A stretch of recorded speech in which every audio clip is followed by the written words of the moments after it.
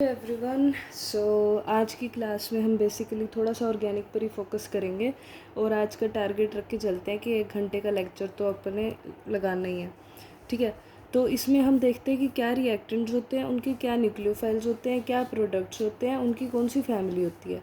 For example अगर हमारे पास reactant है एक्वस KOH या एक्वस NaOH तो हमारे पास न्यूक्लियोफाइल होगा OH नेगेटिव, प्रोडक्ट बन जाएगा ROH, फैमिली आपके पास होएगी अल्कोहल की। ठीक है, H2O है तो इसमें न्यूक्लियोफाइल भी H2O ही है, इसमें आपके पास अल्कोहल ही बनेगा। RO नेगेटिव Na पॉजिटिव है तो यहाँ पे RO नेगेटिव जो है ना ये न्यूक्लियोफाइल है और प्रोडक्ट आपके पास ROR बनता है। मोस्टली इसमें विलियमसन ईथर सिंथेसिस में आपने ये चीज़ देखी होगी। ठीक है, विलियमसन ईथर सिंथेसिस में तो ये चीज़ होती है। एंड उसके अलावा हम पढ़ते हैं कि अगर हमारे पास आ जाए NH3 जो कि क्या है, अमोनिया है, तो ये कौन सी फैमिली का होगा। वही NH3 जो फैमिली हमारे पास 1 डिग्री अमीन हम रख के चलेंगे तो ये हमारे पास अमोनिया है NH3। ठीक है,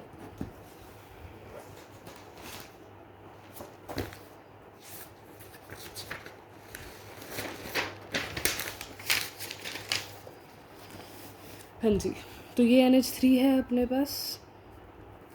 ठीक है, इसमें न्यूक्लियोफाइल भी हमारे पास NH3 ही है और इसमें जो हम प्रोडक्ट बनाते हैं ज़्यादातर RNH2 बनाते हैं।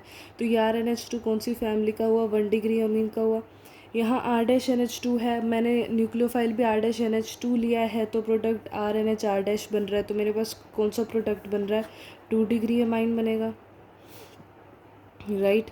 And if I am taking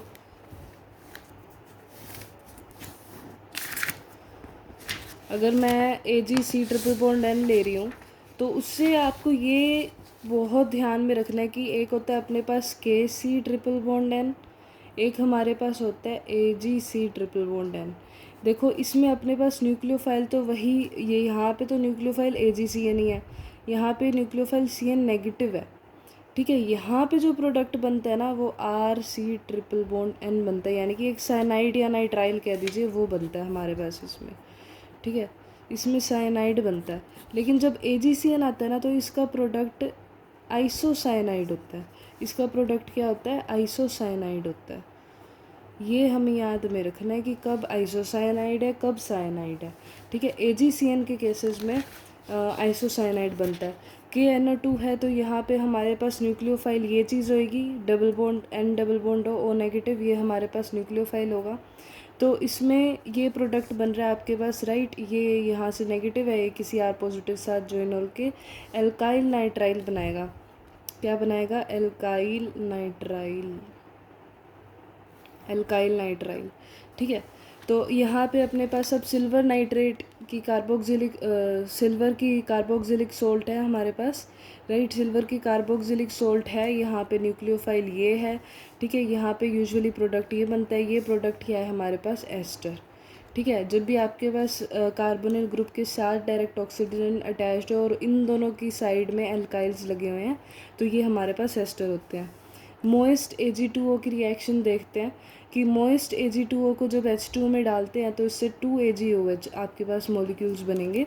यहाँ पे न्यूक्लियोफाइल हमारे पास AgOH ही है, प्रोडक्ट हमारे पास यूजुअली ROH बनता है which is from alcohol family.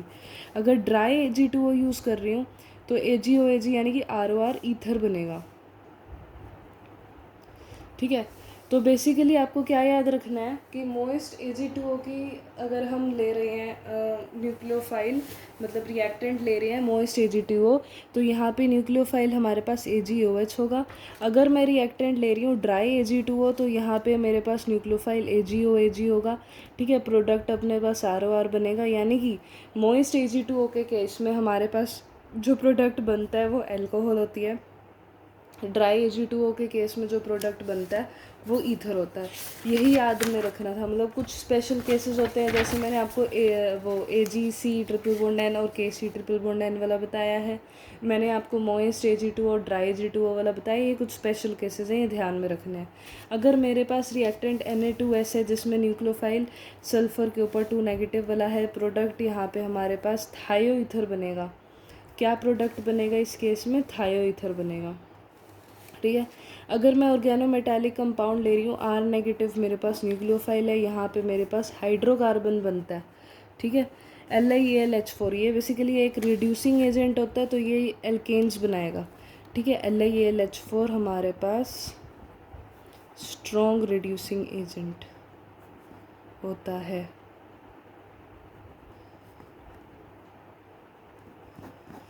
वैसे हम रिड्यूसिंग एजेंट की कैटेगरी में NaBH4 भी पढ़ते हैं, पर ये हमारे पास वीकर देन LiAlH4। इसमें आप आगे डाइबल H के बारे में भी पढ़ोगे। This is also milder reducing agent. ये मैं वैसे ही आपको याद करा रही हूँ।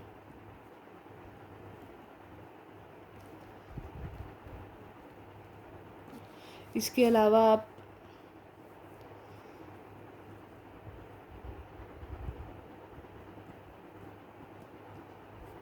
ये भी पढ़ोगे एज अ रिएजेंट, ये भी हमारे पास रिड्यूसिंग एजेंट ही होता है। ये बहुत अच्छे रिड्यूसिंग एजेंट्स होते हैं, ठीक है।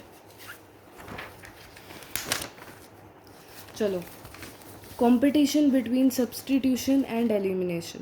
देखो हमारे पास इस चैप्टर में ना, जब हम सब्स्टिट्यूशन एलिमिनेशन करते हैं, बेसिकली हमारे पास एक रिएक्शन होती है SN2, ठीक है, एक होती है SN1, एक होती है E1, एक होता है E2, ठीक है। SN2 जो होता है ना, इसमें हम प्रेफर करते हैं स्टेबिलिटी ऑर्डर किस तरीके से कि 1 डिग्री ज़्यादा स्टेबल होता है 2 डिग्री से, और 2 डिग्री ज़्यादा स्टेबल होता है 3 डिग्री से, ठीक है। और बाकी सब में उल्टा होता है कि हम 3 डिग्री को ज़्यादा स्टेबल मानते हैं, मतलब 3 डिग्री के with respect to stable product बनता है, ठीक है। ये यहाँ पे SS है, यहाँ पे E ही है। इसका मीनिंग क्या है? SS यानी कि इन दोनों में क्या होती है, बेसिकली सब्स्टिट्यूशन होती है। क्या होता है? सब्स्टिट्यूशन। एंड इन दोनों में क्या होता है? एलिमिनेशन। अब इन सब के ना अपने क्राइटेरियाज़ हैं कि सब्स्टिट्यूशन यानी कि SN2 कब होएगा, SN1 कब होएगा। SN2 के लिए हमारे पास प्रेफरेंस होती है स्ट्रॉन्ग न्यूक्लियोफाइल, स्ट्रॉन्ग बेस, ठीक है। SN1 के लिए हम weak nucleophile, weak base prefer करते हैं। E1 में हमारे पास वही वीक बेस, क्योंकि E1 में एलिमिनेशन है ना, तो वीक बेस प्रेफर करते हैं, और E2 में हमें स्ट्रॉन्ग बेस चाहिए होता है, ठीक है। जैसे हमारे पास स्ट्रॉन्ग बेस और स्ट्रॉन्ग न्यूक्लियोफाइल की कैटेगरी में आता है R negative, NH2 negative, RO negative. इसको स्टार कर दो, अपनी नोटबुक में कहीं लिख दो कि R negative, RO negative, NH2 negative, ये हमारे पास स्ट्रॉन्ग बेस और स्ट्रॉन्ग न्यूक्लियोफाइल की कैटेगरी में आता है। और strong nucleophile but weak base, अगर मेरे पास न्यूक्लियोफाइल स्ट्रॉन्ग हो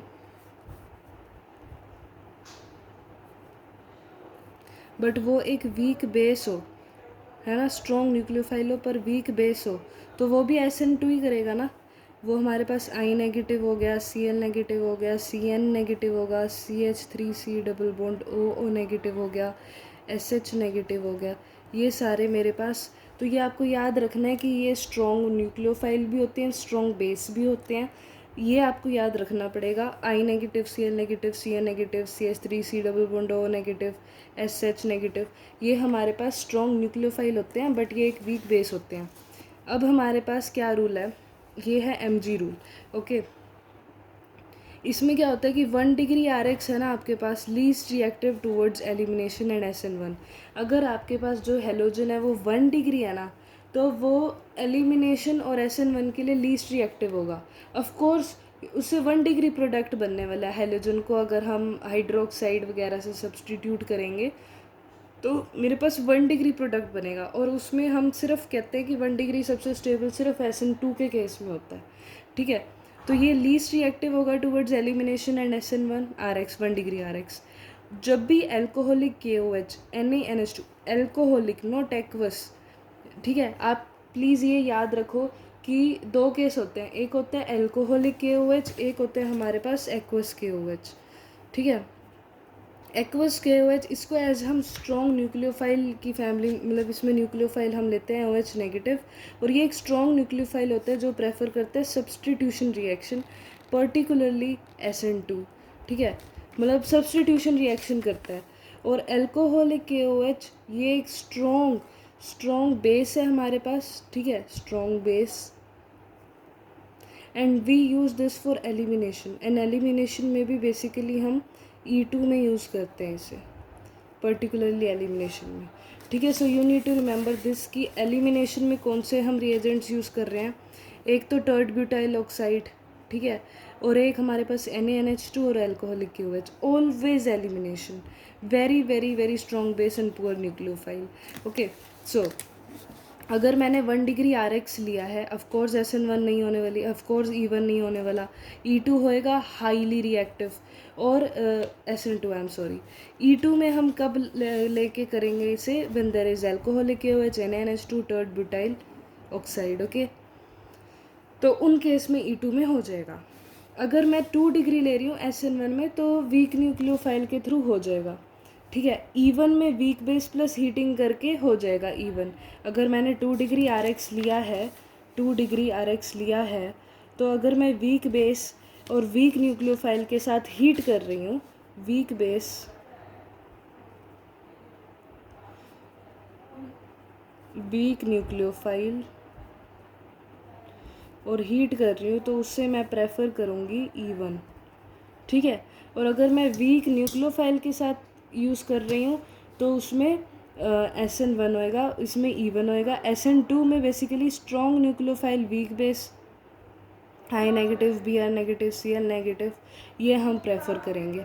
और E2 में विलियमसन सिंथेसिस की बात करते हैं जब हमारे पास RO नेगेटिव Na पॉजिटिव, यानी कि इस तरीके की हमारे पास एक सॉल्ट सी बनी हुई है, उसको मैं रिएक्ट करा रही हूँ हेलोजन के साथ इन प्रेजेंस ऑफ ईथर, और उससे मेरे पास ईथर की फॉर्मेशन हो रही है ROR + NX। इसको हम कहते हैं विलियमसन ईथर सिंथेसिस, बिकॉज यहाँ पे हम न्यूक्लियोफाइल RO नेगेटिव लेंगे, RX में हम X की जगह RO नेगेटिव को सब्सटीट्यूट कर रहे हैं, तो ये एक वीक न्यूक्लियोफाइल भी है, स्ट्रॉन्ग बेस भी है RO नेगेटिव। रिमेंबर, वीक बोल दिया बाय मिस्टेक मैंने, स्ट्रॉन्ग न्यूक्लियोफाइल और स्ट्रॉन्ग बेस दोनों है ये। RO negative is strong base, मैंने आपको यहाँ पे बताया था कि R negative, RO negative, NH2 negative, ये 3 स्ट्रॉन्ग बेस स्ट्रॉन्ग न्यूक्लियोफाइल होते हैं। I negative, Cl negative, Cn negative, CH3C double bond O negative, SH negative, ये हमारे पास न्यूक्लियोफाइल अच्छे होते हैं, स्ट्रॉन्ग न्यूक्लियोफाइल होते हैं, पर वीक बेस होते हैं, प्लीज़ रिमेंबर। तो यहाँ पे मेरे पास RO negative plus RX in presence of ether, मैं ईथर बना रही हूँ, तो ये हमारे पास सब्सटीट्यूशन कौन सी है, SN2 सब्सटीट्यूशन है, because I am using RO negative which is strong nucleophile as well as strong base. In case of SN1 we use weak nucleophiles, okay, और एलिमिनेशन तो यहाँ होने ही नहीं वाली। नाउ नेक्स्ट इज़ कि RO negative Na plus CH3Cl लिया आप 50 डिग्री सेल्सियस पे, ईथर क्या बनी, ROCH3 बना, right. RO negative plus CH3CH2Cl, again SN2 prefer करेंगे बिकॉज दिस इज़ 1 डिग्री। अब अगर 2 डिग्री आ गया तो यहाँ पे E2 इज़ डोमिनेटिंग, तो एलिमिनेशन में E2 डोमिनेट कर जाएगा, ठीक है। और 3 डिग्री आ गया तो हमारे पास very very important case, please mark it, कि हम तो ज़्यादातर क्या बनाते हैं कि RO नेगेटिव प्लस ये देखो CH3C CH3 CH3Cl, राइट। मैं मतलब ज़्यादातर बच्चे ये देख के कि हाँ यहाँ हेलोजन है विद एन एल्काइल और यहाँ पे RO नेगेटिव है तो विलियमसन ईथर सिंथेसिस होगा, सिंपल सब्सटीट्यूशन करो, ईथर बनाओ, नहीं। प्लीज़ रिमेंबर, ये आपके पास मैंने आपको क्या बात बताया था कि ये स्ट्रॉन्ग बेस भी है, right, I have told that thing also, and strong nucleophile भी है, strong nucleophile and strong base बहुत है ये, ठीक है। और ये जो मेरे पास कंपाउंड दे रखा है ये मेरे पास 3 डिग्री है, ठीक है, जो हेलोजन अटैच्ड है वो एक 3 डिग्री कंपाउंड से अटैच्ड है, तो मैं प्रेफर करूँगी कि एलिमिनेशन होए E2 मैकेनिज्म से, और एलिमिनेशन होएगी, हेलोजन जाएगा तो उसकी जगह किसी भी कार्बन, बिकॉज ये सिमेट्रिकल है, आप क्या लगा दोगे, पाई बॉन्ड लगा दोगे, ठीक है, पाई बॉन्ड लगा दोगे, ओके। तो एलिमिनेशन प्रेफर करी जाएगी, प्लीज़ रिमेंबर। और अगर आपके पास इस तरीके का कंपाउंड है कि बेंजीन रिंग पे OCH3 दे रखा है, तो प्लीज़ रिमेंबर कि इसमें हम क्या प्रेफर करेंगे कि RO नेगेटिव से, मतलब ये कैसे बन सकता है, देखो ये यूँ बन सकता है कि आपके पास ये तो सोल्ट है ना Na पॉजिटिव और इसकी O नेगेटिव की, और यहाँ पे आपके पास हैलोजन अटैच्ड है। SN2 से विलियमसन सिंथेसिस से सिंपली आपके पास ये कंपाउंड बन जाएगा। ठीक है, इसको क्या कहते हैं, आप कमेंट सेक्शन में मुझे ये बताओगे कि इसको क्या कहते हैं। ठीक है, और अगर आपके पास इसका एक कॉमन नेम होता है, you have to tell what is the common name. अगर आपके पास इस तरीके का होता तो ये क्या आपके पास स्ट्रॉन्ग न्यूक्लियोफाइल होता ना, पर इसको Cl को यहाँ से हटाना बहुत मुश्किल है, बिकॉज इसमें पार्शियल डबल बॉन्ड कैरेक्टर है। इसके लोन पेयर्स जो है ना वो रेजोनेंस में जा सकते हैं बेंजीन रिंग साथ। तो हम क्या प्रेफर करेंगे कि हमारा इस तरीके से हेलोजिनेटेड कंपाउंड हो जिसमें हम SN2 मैकेनिज्म करेंगे। हम इसे प्रेफर नहीं करेंगे। ठीक है, ये न्यूक्लियोफाइल हम नहीं प्रेफर करने वाले, बिकॉज ये जो जिसके साथ हम रिएक्ट करवा रहे हैं इसमें हमारे पास क्या है, पार्शियल डबल बॉन्ड कैरेक्टर। जो Cl है ना, इस ये हेलोजन के जो लोन पेयर्स हैं वो रेजोनेंस में जा रहे हैं बेंजीन रिंग साथ, दैट इज़ वाई। तो ये आपको समझ में आ गया। इसी को तो हम कहते हैं विलियमसन ईथर सिंथेसिस, राइट। और ये आपको आप ये देख सकते हो कि ये कैसे बनेगा। ऑफ कोर्स ये 3 डिग्री है Cl। ठीक है, तो अगर ये जाएगा तो हमारे पास एक कार्बोकेटायन बनेगा, राइट, वो बहुत ही स्टेबल होगा।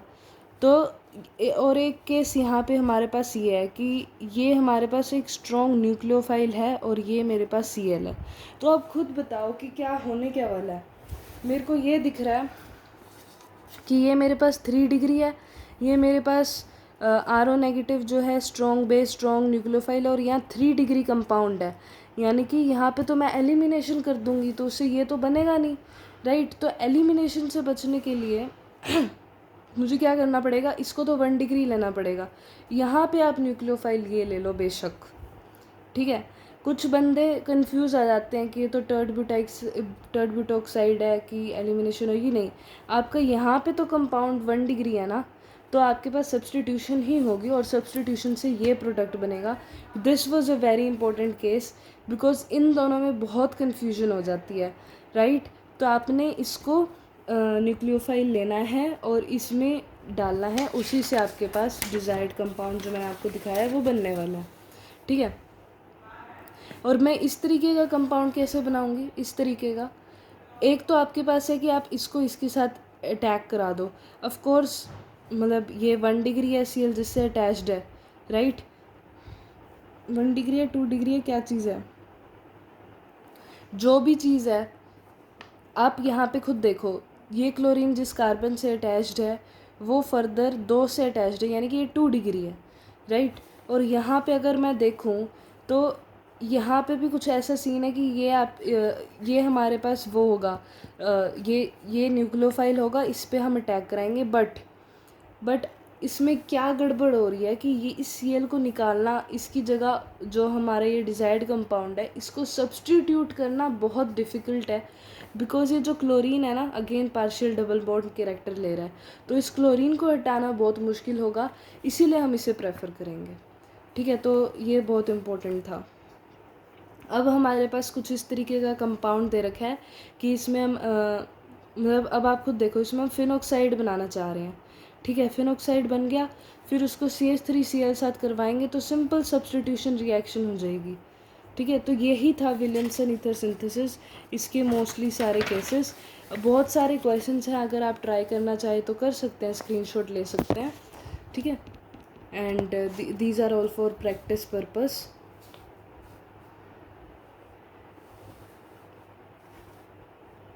आई होप मैंने जो समझाया है दैट इज़ क्लियर।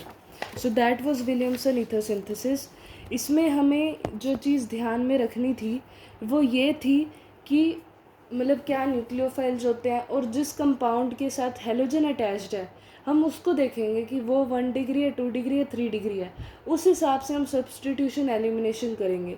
और अगर मेरा डिज़ायर्ड कंपाउंड ही एक सब्सटीट्यूटेड प्रोडक्ट है तो हम उस तरीके से हमारा न्यूक्लियोफाइल डिसाइड करेंगे कि जिससे सब्सटीट्यूटेड प्रोडक्ट बने, ना कि एलिमिनेशन हो सके। ठीक है, सो आई होप ये सब आपको समझ में आया होगा। जो भी मैंने इंपॉर्टेंट केसेस बताए हैं, वीडियो को दोबारा से पीछे से देख के दोबारा से उसे समझना कि वो क्या चीज़ थी, ठीक है। और इस तरीके से हमारा ये टॉपिक ख़त्म हो चुका है। जो नेक्स्ट टॉपिक जो हम डिस्कस करने वाले हैं दैट इज़ एलिमिनेशन रिएक्शन। अब मैं ये वाला टॉपिक अच्छे से समझाने वाली हूँ। मैंने आपको ब्रीफली बता दिया कि SN1 SN2 क्या होता है, उसमें मैंने आपको विलियमसन सिंथेसिस के इम्पोर्टेंट केसेस बता दिए। बट अब इस वीडियो में हम जो डिस्कस करने वाले हैं that is about elimination reaction. Basically elimination reaction बहुत अच्छी रिएक्शंस है बिकॉज इसमें बॉन्ड ऑर्डर बनता है, बॉन्ड ऑर्डर इंक्रीज होता है। लाइक ये क्लोरीन मतलब ये वाला जो हमारे पास कार्बन है इसका बॉन्ड ऑर्डर 1 है, यानी कि बॉन्ड की स्ट्रेंथ बढ़ती है। इसमें जब मैं एलिमिनेशन करूँगी तो ये जो कंपाउंड है इसमें कार्बन का बॉन्ड ऑर्डर 2 है। So bond order becomes more strong, मतलब bond strength becomes more strong, bond strength increases. So elimination हमारे पास 3 तरीके की होती है। अभी तक मैंने आपको जो बताया था उसमें मैंने E1 E2 लिखा था, तो आप लोगों को लगा कि हाँ यही तो एलिमिनेशंस होती हैं। नहीं, there is third kind of elimination through, so that is E1 CB, elimination through conjugate base. Okay, तो इसमें बेसिकली मॉलिक्यूल के अंदर ही एलिमिनेशन हो जाती है। ओके, बीटा हाइड्रोजन जो होता है ना वो एलिमिनेट कर देता है जो अल्फ़ा के साथ, जो अल्फ़ा हम किसके रिस्पेक्टिव बोल रहे हैं, ये हेलोजन के विद रिस्पेक्ट टू जो अल्फ़ा कार्बन है और उसको अल्फ़ा कहते हैं। और अल्फ़ा का हाइड्रोजन नहीं लेते हम, बीटा का हाइड्रोजन को एसिडिक हाइड्रोजन मान के यहाँ पे एलिमिनेशन करते हैं, ठीक है। तो कुछ इस तरीके से होता है E1 CB, elimination through conjugate base, ठीक है। तो इस पर तो बाद में आएंगे, पहले E2 करते हैं। अभी तक हमने एलिमिनेशन E2 में क्या पढ़ा है कि इसमें हम स्ट्रॉन्ग बेस प्रेफर करते हैं इस एलिमिनेशन में, स्ट्रॉन्ग बेस इन हीटिंग। और इसमें जो स्टेबिलिटी ऑर्डर होता है वो ये होता है कि 3 डिग्री ज़्यादा स्टेबल है in comparison to 2 degree which is more stable in comparison to 1 degree compound. तो E2 is basically beta elimination. ये काफ़ी लोग भूल जाते हैं कि ये इसमें जो एलिमिनेशन होती है एक तो वो एंटी एलिमिनेशन होती है, ठीक है, in which anti periplanar arrangement is required, ठीक है। कि अगर आपके पास कोई भी कंपाउंड है जिसमें आप because this is D halogenation reaction, आप इसमें हेलोजन हटाते हो, तो इसमें क्या चीज़ ज़रूरी है कि ये जो मैं क्लोरीन अगर हटा रही हूँ और अल्फ़ा कार्बन का और बीटा कार्बन का जो मैं हाइड्रोजन हटा रही हूँ ना, अगर इनकी कॉन्फ़िगरेशन आपको पेपर में दे देते हैं ऑफ कोर्स, तो उसमें आपने ये ध्यान रखना है कि इनकी सिन कॉन्फ़िगरेशन नहीं होनी चाहिए, अदरवाइज़ एलिमिनेशन नहीं होगी। इनके लिए मुझे E2 बीटा एलिमिनेशन के लिए मुझे क्या चाहिए, इन दोनों की एंटी अरेंजमेंट चाहिए, ठीक है। तो ये एंटी एलिमिनेशन होती है, ठीक है। और इससे मेरे पास एलिमिनेशन होने के पास एल्कीन हो गया। डी हेलोजिनेशन रिएक्शन है एक तरीके की, बीटा एलिमिनेशन है बिकॉज जो क्लोरीन जिस कार्बन से अटैच्ड है वो तो अल्फ़ा हुआ और ये वाला फिर हमारे पास बीटा हुआ, और हम बीटा का हाइड्रोजन ही डी अटैच करेंगे, बीटा का हाइड्रोजन ही निकालेंगे, तो ये बीटा एलिमिनेशन हुई, ठीक है। ओके, तो ये सिंगल स्टेप होती है गाइस, और इसमें ट्रांजिशन स्टेट जो बनती है दैट इज़ एल्कीन। इसमें जो लिविंग ग्रुप होता है वो स्लो स्टेप में निकलता है, RDS में लिविंग ग्रुप निकलता है। इसमें we prefer strong base like R negative, NH2 negative, RO negative, alcoholic KOH। मैंने आपको पहले भी बताया था एक्वस KOH और एल्कोहलिक KOH का, उसमें मैंने आपको कहा था प्रेफरेबली E2 में हम यूज़ करते हैं because this is strong base. Okay, तो स्ट्रॉन्ग बेस में हमारे पास R नेगेटिव है, NH2 नेगेटिव है, RO नेगेटिव है, एल्कोहलिक KOH है। Rate depends on stability of alkene. E2 elimination का जो रेट है ना वो डिपेंड करता है कि एल्कीन की स्टेबिलिटी क्या है, इसकी ट्रांजिशन स्टेट भी एल्कीन ही होती है। ओके, तो rate is directly proportional to stability of alkene, कि एल्कीन कितना स्टेबल है। एल्कीन की स्टेबिलिटी हम किससे देखते हैं, अल्फ़ा हाइड्रोजन से देखते हैं, राइट। तो किस में अल्फ़ा हाइड्रोजन, मतलब अल्फ़ा हाइड्रोजन यहाँ पे 6 है फॉर एग्ज़ाम्पल, मैंने यहाँ पे बीटा एलिमिनेशन करी, राइट। तो मेरे पास इस कार्बन के लिए बीटा कार्बन तो ये वाला भी है और ये वाला भी बीटा कार्बन है, तो मैं दोनों से करके देखती हूँ। तो मेरे पास जो एल्कीन बन रहा है एक ये बन रहा है और एक ये बन रहा है, दोनों में से स्टेबल कौन सा होएगा, मतलब ज़्यादा रेट किस में प्रेफर हो, रेट किसका ज़्यादा होएगा, इस वाले का बिकॉज इसमें एल्कीन ज़्यादा स्टेबल है। एल्कीन कैसे ज़्यादा स्टेबल है, यहाँ पे आप अल्फ़ा हाइड्रोजन देखो 6 है, और यहाँ पे अल्फ़ा हाइड्रोजन देखो आप, यहाँ पे अल्फ़ा हाइड्रोजन है ही 2, राइट। तो इसलिए ये रहे 2 अल्फ़ा हाइड्रोजन, ये तो अपने पास एल्कीन ही था, ये 2 अल्फ़ा हाइड्रोजन है, राइट। तो ये माइनर हुआ और वो मेजर हुआ। तो यही सेड्स-ज़ेफ रूल कहता है कि stability of alkene is directly proportional to the alpha hydrogen, okay, and that is directly proportional to the rate of elimination. अगर फॉर एग्जांपल मेरे पास ये कंपाउंड है, इसके लिए यहाँ पे भी अल्फ़ा हाइड्रोजन है, यहाँ पे भी अल्फ़ा हाइड्रोजन है, तो कौन सा प्रेफर करेंगे? सॉरी, यहाँ पे भी बीटा कार्बन है, ये भी बीटा कार्बन है मेरे पास इस कंपाउंड में, और ये भी बीटा कार्बन है। अल्कोहलिक KOH डाल रही हूँ, स्ट्रॉन्ग बेस है, एलिमिनेशन होने वाली है। एक मेरे पास ये कंपाउंड बन रहा है, एक ये कंपाउंड बन रहा है। अब आपको खुद देखना है कि किस में एलिमिनेशन मतलब का रेट ज़्यादा होगा, जिसमें स्टेबिलिटी ऑफ एल्कीन ज़्यादा होएगी। और स्टेबिलिटी ऑफ एल्कीन किधर ज़्यादा होएगी? जहाँ पे अल्फ़ा हाइड्रोजन हमें ज़्यादा मिल रहे हैं, राइट। तो सेड्स-ज़ेफ रूल यही कहता है कि alkene with more alpha hydrogen is the major product of elimination. और हॉफमैन क्या कहता है कि alkene with less alpha hydrogen that is major product. Hofmann में हम लेस अल्फ़ा हाइड्रोजन वाला मेजर प्रोडक्ट क्यों बनाते हैं? क्योंकि हॉफमैन में हम स्टेरिक हिंड्रेंस कंसीडर करते हैं, ठीक है। और वो स्टेरिक हिंड्रेंस कहाँ से आती है? वो यहाँ से आती है कि आपने टर्ड ब्यूटॉक्साइड ही यूज़ कर लिया एज जो आप रिएजेंट कह लो। जैसे यहाँ पे तो आप अल्कोहलिक KOH यूज़ कर रहे हो, अगर आपने रिएजेंट ही टर्ड ब्यूटॉक्साइड प्रेफर कर लिया, ऑफ कोर्स उससे एलिमिनेशन होने वाली है, बट एक बहुत स्टेरिक कंपाउंड बन जाएगा, स्टेरिकली हिंडर्ड। तो उस केस में हम हॉफमैनन प्रोडक्ट प्रेफर करेंगे, जहाँ पे alkene with less alpha hydrogen will be the major product. आप कंफ्यूज ना हो तो पहले अभी हम सेड्स-ज़ेफ के ही सारे केसेस करेंगे। अब इसमें क्या होता है, लिमिटेशन ऑफ सेड्स-ज़ेफ, बल्कि बेस वाला तो इसमें अभी हमारा बनता ही नहीं, राइट। अगर पुअर लिविंग ग्रुप है फिर क्या करोगे आप? फ्लोरीन हो गया, NR3 हो गया, SR2 हो गया। अगर कॉन्जुगेटेड सिस्टम आ जाए फिर क्या करोगे आप, राइट। तो अगर बल्कि बेस आ जाए, बल्कि बेस आ जाए जैसे टर्ड ब्यूटॉक्साइड आयन आ जाए, एक बारी मैं इसकी अलाइनमेंट सही कर दूँ, हाँ। अगर मेरे पास बल्कि बेस आ जाए जिसमें आप ये देखो CH3O नेगेटिव, ये तो स्मॉल है तो ये तो सेड्स-ज़ेफ ही करेगा, राइट। आप खुद देखो यहाँ पे मेरे पास ये वाला एल्कीन स्टेबल होएगा, और अगर मैंने यहाँ पे रिएजेंट ये यूज़ करा है तो मैं सेड्स-ज़ेफ रूल से यहीं पर एल्कीन बनाऊंगी। पर मेरे पास है ही अगर टर्ड ब्यूटॉक्साइड आयन जो कि बहुत ही बल्कि बेस है, तो वो कैसे रिएक्ट करेगा बीटा 1 पे? वो ज़्यादा हिंडर्ड वाले पे कैसे एलिमिनेशन करा सकेगा? नहीं करा सकेगा।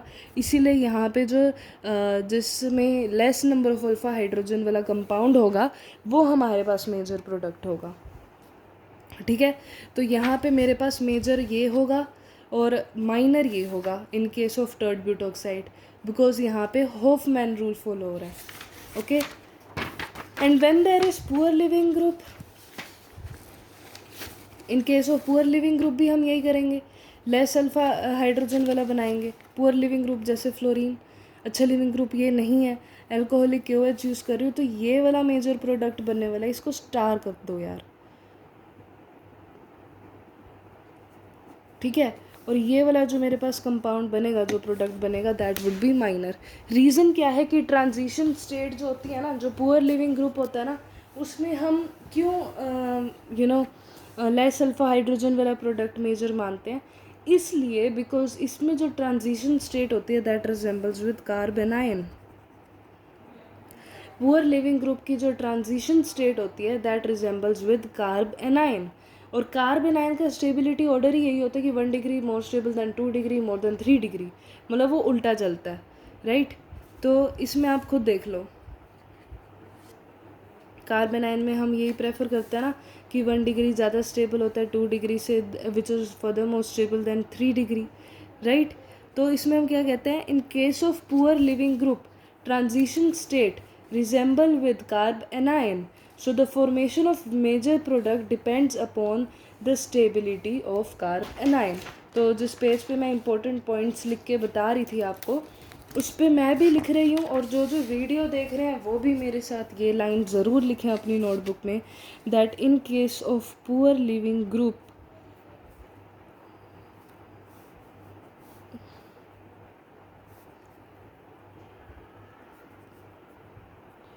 In case of poor living group, transition state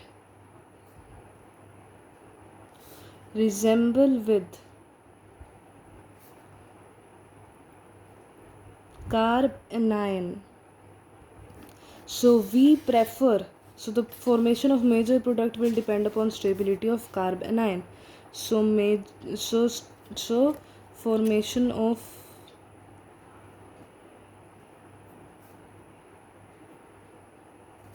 major product will depend upon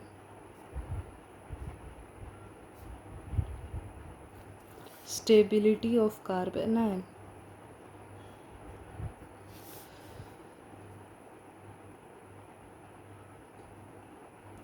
ये बहुत इम्पोर्टेंट था, ठीक है। एक तो हमारा बल्कि बेस वाला और एक पुअर लिविंग ग्रुप वाला, इन दो केसेस में सेट जब फॉल हो जाता है, वो फॉल्स हो जाता है इसमें और एक बल्कि बेस में। कि जब मैं यूज़ ही बल्कि बेस कर रही हूँ तो मैं मोर हिंडर्ड वाले पे कैसे एलिमिनेशन कर सकती हूँ, तो उसको हम होफमैन रूल कहते हैं। Okay, so let's proceed further. अब हमारे पास नेक्स्ट है कि जब कॉन्जुगेटेड सिस्टम है, ठीक है, आपके पास कॉन्जुगेशन बैठ रही है, तो उसमें आप ट्रांजिशन स्टेट, ये कॉन्जुगेटेड सिस्टम है, यहाँ पे देखो फिनाइल रिंग है, उसके साथ यहाँ पे कॉन्जुगेशन बैठ रही है, आपके पास बीटा वन एक ये था, आपके पास एक ये था, आपको साफ साफ दिख रहा है अगर यहाँ एलिमिनेशन होती तो यहाँ पे ज़्यादा स्टेबल एल्कीन होता because of more alpha hydrogen. But हम अल्फा हाइड्रोजन से भी ज़्यादा किसे प्रायोरिटी पर रखते हैं, कॉन्जुगेशन को, कि जिसमें कॉन्जुगेटेड सिस्टम बैठ रहा हो ना उसकी ट्रांजिशन स्टेट ज़्यादा स्टेबल होती है, इसीलिए मेजर प्रोडक्ट उसके अकॉर्डिंग बनेगा, ठीक है। ये माइनर होगा, भले ही इसमें अल्फा हाइड्रोजन आपको भर भर के दिख रहे हैं यहाँ से यहाँ से यहाँ से, पर यहाँ पे कॉन्जुगेशन जाएगी फिनाइल रिंग साथ, वो भी तो देखो। तो मेजर प्रोडक्ट यहाँ कॉन्जुगेटेड सिस्टम में ये बनेगा, यानी कि ये भी तो सेट जेफ का लिमिटेशन हुआ, ड्रॉबैक हुआ। एक तो बल्कि बेस हुआ, एक पुअर लिविंग ग्रुप हुआ, अब एक और कौन सा आ गया, कॉन्जुगेटेड सिस्टम, राइट। तो इसमें हम क्या कहते हैं, in case of diene conjugated are most stable. Diene के केस में जो कॉन्जुगेटेड प्रोडक्ट्स होते हैं वो ज़्यादा स्टेबल होते हैं, ठीक है। पर अगर इस तरीके का कंपाउंड है तो यहाँ पे देखो, यहाँ पे भी कॉन्जुगेशन बैठ रही है आपके पास, अगर आप इधर बीटा वन पे करवाते हो तो कॉन्जुगेटेड है, तो ये मेजर हुआ। पर B3 पे भले ही आपको अल्फा हाइड्रोजन ज़्यादा दिख जाएंगे बट कॉन्जुगेशन नहीं है, इसलिए हम उसको माइनर मानेंगे। Okay okay, next is regioselective. ये कुछ टर्मिनोलॉजीज हैं जो कि खास यूज़ होती नहीं है बट हमारा जानना ज़रूरी है। तो रेजियो सिलेक्टिव क्या होता है, structural isomers are formed in uneven amount, तो हम उन्हें रेजियो सिलेक्टिव कहते हैं। Stereoselective when there the stereoisomers are formed in uneven amount. And stereoselectivity is related to product. Stereospecific किसे कहते हैं, कि out of two stereoisomers only one give product, other does not. Formation of product depends upon stereochemistry of reactant. It is related to reactant. Stereospecific कैसे कैसे, इसके एक example मैंने आपको आज पढ़ाते ही दिया है स्टीरियोस्पेसिफिक में, कि जो एलिमिनेशन है दैट इज स्टीरियोस्पेसिफिक। उसमें मेरे को बीटा एलिमिनेशन जब करनी है E2 में, तो मेरे को हेलोजन और बीटा हाइड्रोजन की एंटी अरेंजमेंट चाहिए। अगर मेरे पास एंटी अरेंजमेंट नहीं है तो फिर नहीं बनेगा, एलिमिनेशन नहीं होएगी, एल्कीन नहीं बनेगा। ओके, और अगर मेरे पास दोनों एंटी पेरीप्लेनर अरेंजमेंट में हैं तो मेरे पास E2 प्रोडक्ट से फॉर्मेशन होएगी। यहाँ पे देखो फॉर एग्जांपल, यहाँ ब्रोमीन है, यहाँ हाइड्रोजन है, ये मेजर बन रहा है, ये माइनर बन रहा है, ये मेजर बन रहा है, वो तो हमने देख ही लिया था स्टेबिलिटी ऑफ एल्कीन में। इसमें भी दो तरीके के बनेंगे, सिस और ट्रांस। ओके, आपने ये याद रखना है कि हम क्या प्रेफर करते हैं, anti periplanar arrangement should be required. Okay, like for example, ये बहुत इंपॉर्टेंट है, लाइक आप यहाँ पे देखो,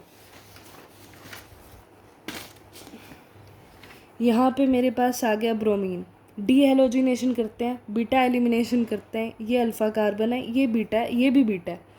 यहाँ पे तो मेरे को हाइड्रोजन ही नहीं दिख रहा, बीटा हाइड्रोजन मुझे दिख ही इधर रहा है, पर क्या ये ब्रोमीन और ये हाइड्रोजन दोनों एक दूसरे के with respect to anti periplanar arrangement में हैं? हाँ बिल्कुल है। तो एलिमिनेशन होएगी, एल्कीन की फॉर्मेशन होएगी।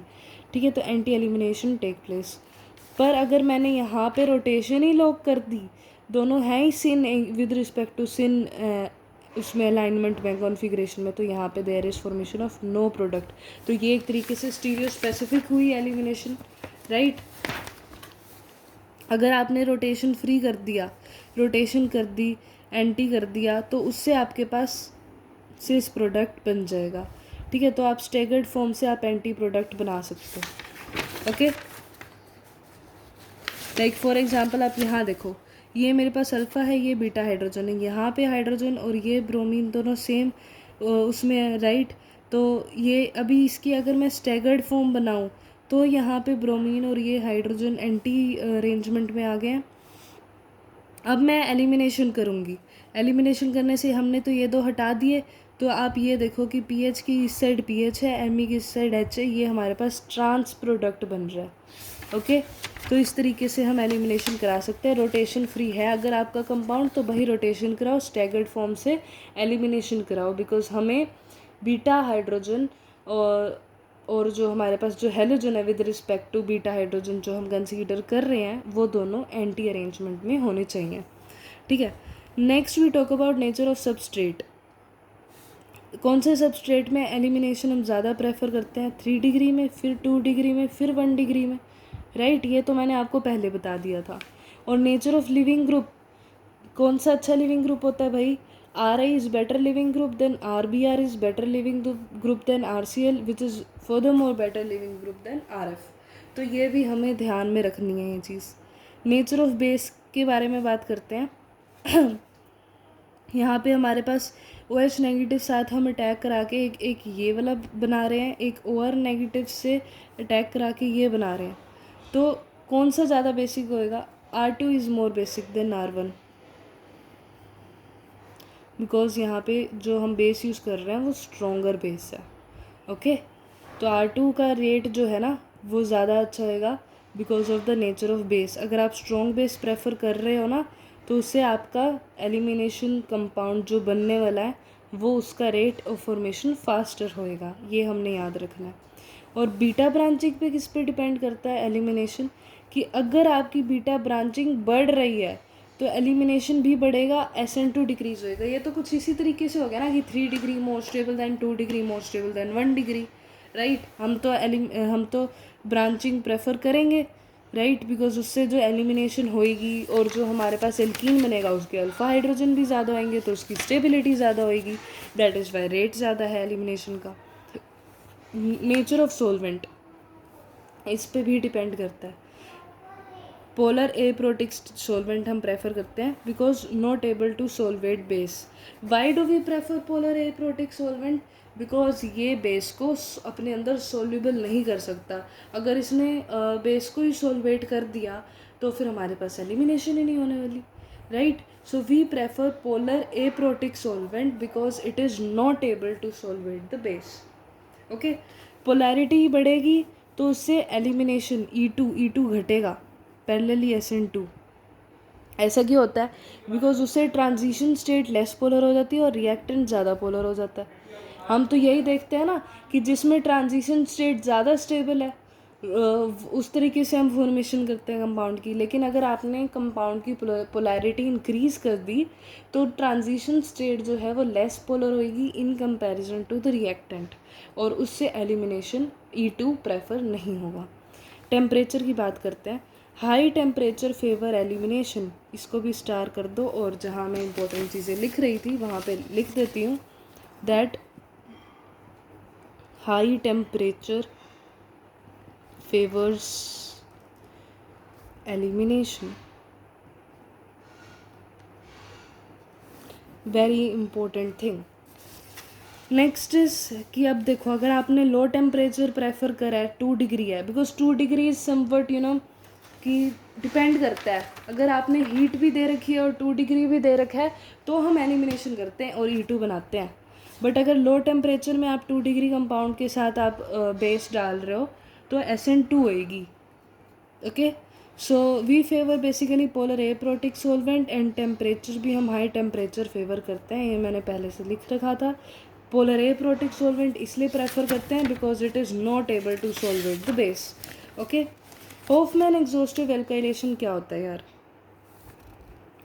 इसमें हम क्या करते हैं, जैसे फॉर एग्जांपल मैं यहाँ पे अमाइन है उसकी सब्स्टिट्यूशन कराना चाह रही हूँ, तो ये 1 डिग्री बना, मतलब ये मैं बार बार रिएक्ट कराऊंगी जब तक ये हाइड्रोजन ख़त्म नहीं हो जाता, और मेरे पास ये जो क्वार्टिनरी सोल्ट बन जाती है, इसको AgOH के साथ रिएक्ट कराते हैं तो ये क्वार्टिनरी अमोनियम हाइड्रोक्साइड। ये एक सिंपल एक रिएक्शन है जो आपने याद रखनी है, ठीक है, क्वार्टिनरी अमोनियम हाइड्रोक्साइड की। ओके, इसमें मैं क्या बात कर रही हूँ कि यहाँ पे CH3 है, यहाँ CH3 है, यहाँ पे बीटा है, ये अल्फ़ा है, ये पॉजिटिव है, ये OH नेगेटिव है। हीट करेंगे तो क्या बनेगा, नाइट्रोजन CH3 और CH2 double bond CH2 plus H2O। यार इसमें ना आपने क्या चीज़ याद रखनी है कि होफमैन में तो हम चाहते ही यही हैं कि कम से कम अल्फ़ा हाइड्रोजन हो हमारे पास, राइट। तो CH2 डबल बॉन्ड CH2 तो एक ऐसा लोता एल्कीन है जिसके पास अल्फ़ा हाइड्रोजन ही ज़ीरो है, तो वी प्रेफर इट्स फॉर्मेशन। तो ये होफमैन एग्जॉस्टिव एल्काइलेशन होती है, जिसमें हम किसकी प्रेफरेंस करते हैं, वो उस एल्कीन की जिसमें अल्फ़ा हाइड्रोजन मिनिमम से मिनिमम हम बना सकते हैं। ओके, मेरे पास बीटा ये भी है, मेरे पास बीटा ये भी है, और ये अल्फ़ा है, ये अल्फ़ा है, ये बीटा, ये बीटा। ऑफ कोर्स CH3 का तो क्या ही बनने वाला है इससे। यहाँ पे जब इसका रिमूवल होएगा तो यहाँ पे CH2 डबल बॉन्ड CH2 बनेगा ना, तो ये मेजर प्रोडक्ट होएगा। और यहाँ पे जब हम सारी रिमूवल इस बॉन्ड को हटाएंगे, जिससे कोई नेगेटिव आएगा, जिससे यहाँ डबल बॉन्ड हम कराएंगे, तो ये माइनर बनेगा, ठीक है, ये माइनर कंपाउंड बनेगा, और मेजर मेरे पास ये बनेगा। ओके, लाइक फॉर एग्जांपल मेरे को ये चीज़ दे रखी है NR3 क्वार्टिनरी अमोनियम में, हमें यही समझाना चाह रहे थे कि इसमें देखो हम ये वाला बेस लेते हैं, और बिकॉज़ ये बल्कि है तो इसीलिए हम वो वाला प्रोडक्ट प्रेफर करते हैं जिसमें हमारे पास जो एल्कीन है वो लेस हिंडर्ड हो, ठीक है। वैसे ही आप देख के बता दोगे कि यार यहाँ मुझे लेस हिंडर्ड दिख रहा है बिकॉज यहाँ पे देखो यहाँ CH3 आ गया, यहाँ CH3 आ गया, तो ये दोनों माइनर आएंगे, राइट। और यहाँ B2 की वजह से यहाँ पे B3 की वजह से, जिसकी भी वजह से हमारे पास जो एलिमिनेशन हो रही है, यहाँ से हाइड्रोजन जाएगा तो यहीं पे डबल बॉन्ड आएगा ना B3 की वजह से, तो हमारे पास ये मेजर प्रोडक्ट बन रहा है, राइट। तो हम वो वाला एल्कीन देख रहे हैं जो लेस हिंडर्ड हो, उससे में ही हम होफमैन अपना प्रेफर करते हैं प्रोडक्ट। अगर बीटा हाइड्रोजन है, अब यहाँ पे आपको कहीं बीटा हाइड्रोजन दिख रहा है, नहीं दिख रहा ना, अगर तो बीटा हाइड्रोजन है तो एलिमिनेशन होगा, ऑफ कोर्स होगा अकॉर्डिंग टू होफमैन। पर अगर मेरे पास बीटा हाइड्रोजन ही नहीं है क्वार्टिनरी अमोनियम सोल्ट में, तो मैं क्या करूँ, बेस की प्रेजेंस में सब्स्टिट्यूशन करो, सब्स्टिट्यूशन करो, CH3OH बनेगा, और इस तरीके से आपके पास ये वाला कंपाउंड बन जाएगा NR3। If no beta hydrogen, then substitution will take place. So guys, this was all about elimination. Elimination में मैंने आपको 2 तरीके की एलिमिनेशंस बताई हैं, कि एक हमारे पास होती है सेटजेफ एलिमिनेशन होता है, एक सेटजेफ रूल से हम फॉलो करते हैं, एक होफमैन से करते हैं। सेटजेफ क्यों करते हैं, बिकॉज उसमें हम बेसिकली जो रिएजेंट्स यूज़ करते हैं वो हम सिंपल यूज़ करते हैं, उसमें हम बल्कि नहीं यूज़ करते, ठीक है। और उसमें हम ये देखते हैं कि जो रेट ऑफ E2 होएगा ना, that would be directly proportional to the stability of alkene, and the stability of alkene is directly proportional to the number of alpha hydrogen, right. तो उस हिसाब से हम सेटजेफ प्रोडक्ट बना लेते हैं। बट सेटजेफ की लिमिटेशंस 3 है, एक है पुअर लिविंग ग्रुप, एक है बल्कि बेस, और एक है कॉन्जुगेटेड सिस्टम। इन 3 रूल्स में हम सेटजेफ नहीं फॉलो करते। वाई नहीं फॉलो करते, because when there is poor leaving group, तो तब हमारे पास जो ट्रांजिशन स्टेट बनती है वो कार्बेनाइन बनती है। तो ट्रांजिशन स्टेट कार्बेनाइन बन रही है, तो हम जो formation of product through E2 mechanism हम जो प्रेफर कर रहे हैं, वो हम on the stability order of कार्बेनाइन से प्रेफर कर रहे हैं। और कार्बेनाइन का स्टेबिलिटी ऑर्डर ये होता है कि हम 1 डिग्री प्रोडक्ट को ज़्यादा स्टेबल मानते हैं देन 2 डिग्री, 2 डिग्री को मोर स्टेबल देन 3 डिग्री, ठीक है, ये तो हो गया poor leaving group. When there was case of bulky base, उसमें हमने ये कहा कि हम उस जगह पे एलिमिनेशन कर ही नहीं सकते जो ज़्यादा हिंडर्ड है। Because of steric hindrance we prefer that beta eliminated we prefer that carbon for beta elimination which is less hindered. ठीक है, उसमें हमारे पास E2 का जो रेट है ज़्यादा होएगा। Okay, and the third one was conjugated system. इसमें बड़ी कन्फ्यूजन हो जाती है कि यार एक तो एलिमिनेशन में मेरे पास बीटा है, उसमें अल्फ़ा हाइड्रोजन ज़्यादा फॉर्म हो रहे हैं एक बीटा एलिमिनेशन में, और दूसरी बीटा एलिमिनेशन करने से जो मेरे पास कंपाउंड, जो मेरे पास प्रोडक्ट बनेगा वो कॉन्जुगेटेड बनेगा। तो of course we know that resonance is more stable than hyperconjugation. तो हम कॉन्जुगेटेड सिस्टम को ज़्यादा स्टेबल मानते हैं देन अल्फ़ा हाइड्रोजन वाले सिस्टम से। तो भी उसमें हम हॉफमैन रूल फॉलो करते हैं, सेडजेफ रूल फॉलो नहीं करते। और हॉफमैन एग्जॉस्टिव एल्काइलेशन में हम क्वार्टिनरी अमोनियम सोल्ट की बात करते हैं, और इसमें हम ये बात करते हैं कि जिस भी कंपाउंड में आपके पास ये NR3 दे रखा है, ओके, तो इसमें हम जो भी अपना मेजर प्रोडक्ट बनाएंगे that would be that product, वो एल्कीन होएगा, वो एलिमिनेशन प्रोडक्ट होएगा जिसमें अल्फ़ा हाइड्रोजन कम से कम हो। ठीक है, जिसमें स्टेरिक हिंड्रेंस जिस एल्कीन में कम से कम हो उसमें एलिमिनेशन करेंगे हम। Okay, so this was all about elimination. Particularly हमने E2 की बात करी है, और इवन वो तो यूनिमोलिकुलर एलिमिनेशन होती है, उसमें तो बस ये हमें ध्यान में रखना है कि हमने वीक बेस वीक न्यूक्लियोफाइल हम प्रेफर करते हैं, और stability order SN1 E1 E2 का वही होता है कि 3 degree more stable then 2 degree which is more stable then 1 degree. और SN2 सब्सटीट्यूशन में मैंने ये कहा था कि उसमें हम मतलब SN2 में 1 डिग्री प्रोडक्ट को ज़्यादा स्टेबल मानते हैं दैन 2 डिग्री को मोर देन 3 डिग्री। वो मैंने आपसे इस शीट में इसके बारे में डिस्कस करा था, राइट। और इसमें हमने एक बहुत ही इम्पोर्टेंट कंसेप्ट की बात करी थी, विलियमसन सिंथेसिस। विलियमसन सिंथेसिस हम कब करते हैं, जब हमारे पास ये सोडियम वाला प्रोडक्ट बन रखा हो, ठीक है। एंड इस बेसिकली इसमें हमारे पास, मैंने आपको ये बताया था कि अगर इस तरीके का कंपाउंड है तो इसमें न्यूक्लियोफाइल क्या अपने पास आर नेगेटिव है, और ये एक स्ट्रॉन्ग बेस भी है, राइट। तो इसमें स्ट्रॉन्ग बेस और स्ट्रॉन्ग न्यूक्लियोफाइल के केस में we prefer SN2 over SN1, right. Substitution होती है, ईथर बनता है। पर अगर आपके पास ये जो हेलोजिनेटेड कंपाउंड है, ये अगर आपको दे ही 3 डिग्री रखा है तो वहाँ पे सब्स्टिट्यूशन नहीं होगी, वहाँ पे आपके पास एलिमिनेशन होगी, और जो कंपाउंड बनेगा उसमें हमारे पास एल्कीन होगा। ओके, और उसमें मैंने आपको ये चीज़ बताई थी, लाइक फॉर एग्जांपल ये 2 डिग्री है, तो 2 डिग्री में भी हम ज़्यादा प्रेफर क्या करेंगे, E2 प्रेफर करेंगे। ओके, E2 ज़्यादा प्रेफर करेंगे than SN2 because of 2 degree, right. और स्ट्रॉन्ग बेस भी है हमारे पास, राइट। और यहाँ तो ऑफ कोर्स हम SN2 लेंगे ही नहीं किसी भी हालत में। सो strong base, strong nucleophile, and this is 3 degree compound, so we prefer E2। ये मैंने आपको बताया था। इसमें मैंने आपको बहुत इंपॉर्टेंट केस बताए थे कि यार अगर आपने इस तरीके का कंपाउंड बनाना है तो उसकी फॉर्मेशन हम इस मैकेनिज्म से करेंगे, SN2 से। वाई इस वाले SN2 से, बिकॉज ये जो क्लोरीन है ये बेंजीन रिंग के साथ पार्शियल डबल बॉन्ड कैरेक्टर में है, इसकी रिमूवल, इसकी जगह OH की सब्सटीट्यूशन टफ है। ओके, ये तो बहुत सिंपल सा कंसेप्ट था। और इसमें भी मैंने आपको ये बताया था कि आप ये ना लेना, बिकॉज इसमें एलिमिनेशन प्रेफर होएगी। इस हेलोजिनेटेड कंपाउंड में हम एलिमिनेशन प्रेफर करेंगे, और अगर एलिमिनेशन कर दी तो ये तो कभी बनने नहीं वाला, राइट। तो हम ये वाला कंपाउंड प्रेफर करेंगे, इसको हम लेंगे हमारा न्यूक्लियोफाइल, और ये हमारे पास हेलोजन वाला कंपाउंड होगा।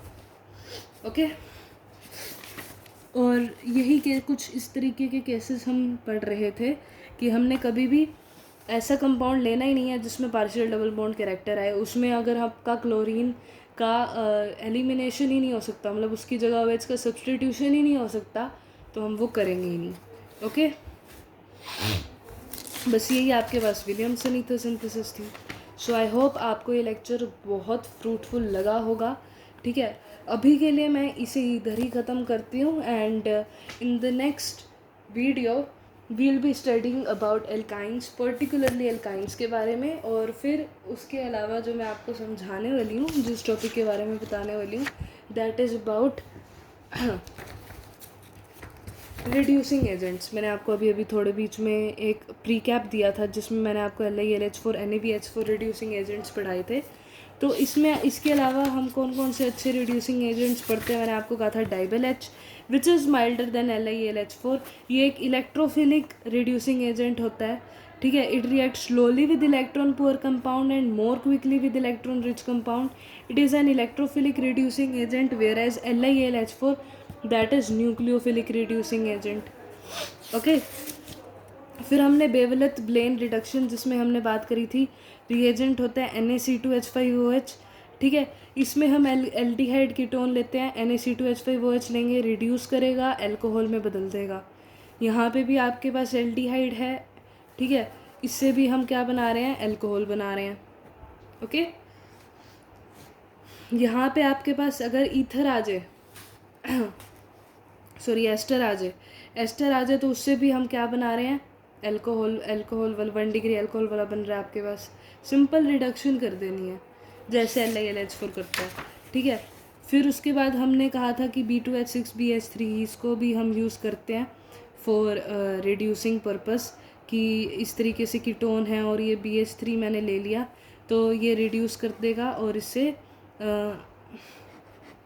R2CHOH अल्कोहल में रिड्यूस कर देगा, ठीक है। जैसे C डबल बॉन्ड OH को ये 1 डिग्री अल्कोहल में रिड्यूस करेगा, कीटोनिक है तो उसे 2 डिग्री अल्कोहल बनाएगा। अगर आपके पास नाइट्राइल है तो उससे 1 डिग्री अमीन बनेगा, ठीक है। तो BH3 को भी हम एज रिड्यूसिंग एजेंट पढ़ते हैं। फिर आपको मैंने ये चीज़ बतानी थी, जैसे फॉर एग्जांपल इस तरीके का कंपाउंड है, ठीक है। तो आप कुछ बॉन्ड्स तोड़ते हो और फिर आप यहाँ पे देखो रिडक्शन करते हो, राइट। यहाँ पे फॉर एग्ज़ाम्पल मैं इसको यहाँ से तोड़ दूँ तो भी मेरे पास रिडक्शन तो होनी है, राइट। इसकी भी C डबल बॉन्ड O को रिड्यूस करके भी ये अल्कोहल बनाएगा। एस्टर वाला जो भी था हमारे पास, अब यहाँ तो कार्बोक्सिलेट बन गया तो उससे भी हमारे पास अल्कोहलिक ही बनने वाला है, ठीक है। यहाँ पे इपोक्साइड है तो यहाँ से पहले ही OHH वो में कन्वर्ट कर देगा। यहाँ पे फॉर एग्जांपल यहाँ पे एस्टर कंपाउंड है तो इसका भी देखो वो अल्कोहलिक बना रहा है प्रोडक्ट, राइट। यहाँ पे देखो एल्कीन है तो उसको उस इधर आपको इसको एल्केन में नहीं कन्वर्ट करना, ये आपने कभी पढ़ा भी नहीं होगा।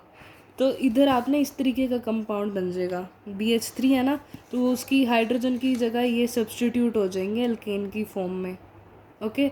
और फिर इधर we'll study about reactivity order, की रिएक्टिविटी किसकी ज़्यादा होती है भाई, स्टार स्टार स्टार, कभी ना भूलना रिएक्टिविटी ऑर्डर।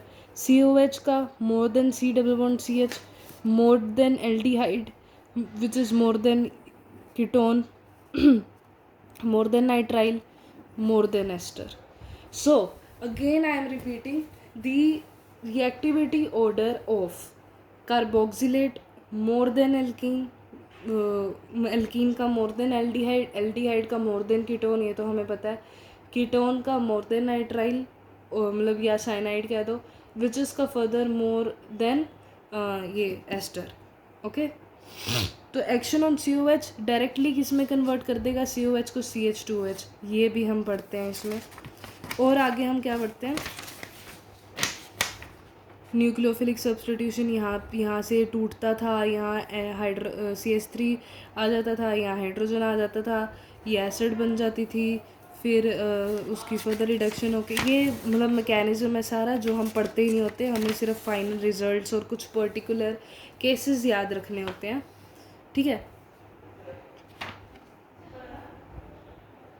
इसमें कुछ केमिकल प्रॉपर्टीज़ ऑफ अल्कोहल है, order of acidic strength 1 degree alcohol की ज़्यादा होती है देन 2 डिग्री की, more than 3 degree. Strong acid, यहाँ पे आप मुझे ये बताओ, ये भी बहुत इंपॉर्टेंट है यार, इसको भी स्टार स्टार स्टार।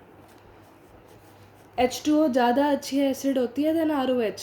मैं आपको ये चीज़ बता दूँ कि phenol is better acid than water and alcohol, और water is better acid than alcohol. Of course अगर आपके पास CH3COH आ जाए तो वो तो कार्बोक्सिलेट हो गया, तो वो तो बेटर एसिडिक स्ट्रेंथ उसकी होएगी। तो एक और अच्छी नई चीज़ मुझे क्या पता चली है, वो भी मैं इधर इम्पोर्टेंट वाले में लिख दूँ कि देखो कार्बोक्सिलेट तो बेटर एसिड होगा ही होगा, better acid than phenol, water, alcohol, and phenol is better acid than, या ये लिखना गलत है, आप इधर ये लिख दो phenol more acidic then water and alcohol, ethanol लेके चलो अगर चाहते तो, and H2O more acidic then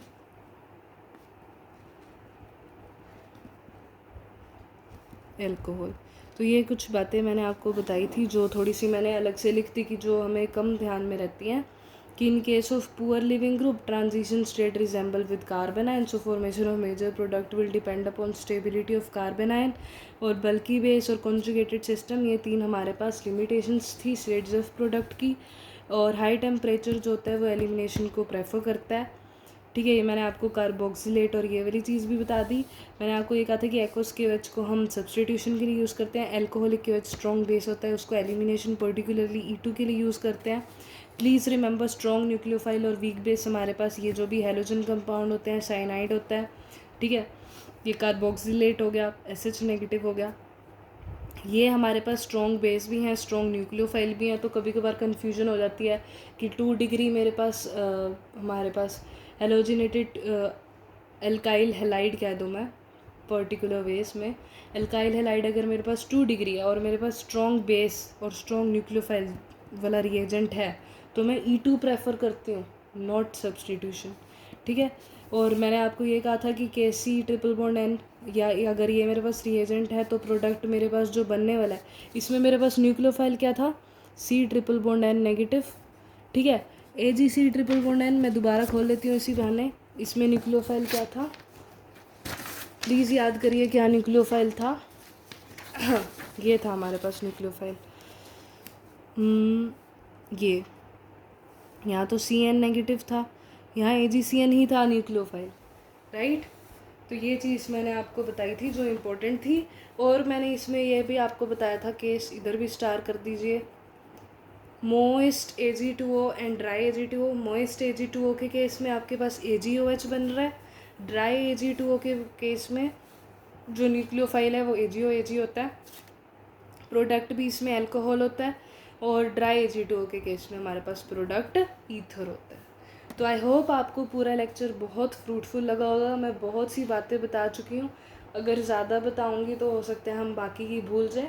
तो मैं आपको ये प्रेफर करूँगी कि आप इसको दोबारा से अटेंड करें हाई स्पीड में, ठीक है, और एक बार ही सारी स्लाइड्स को दोबारा से देखें और रिवीजन करें।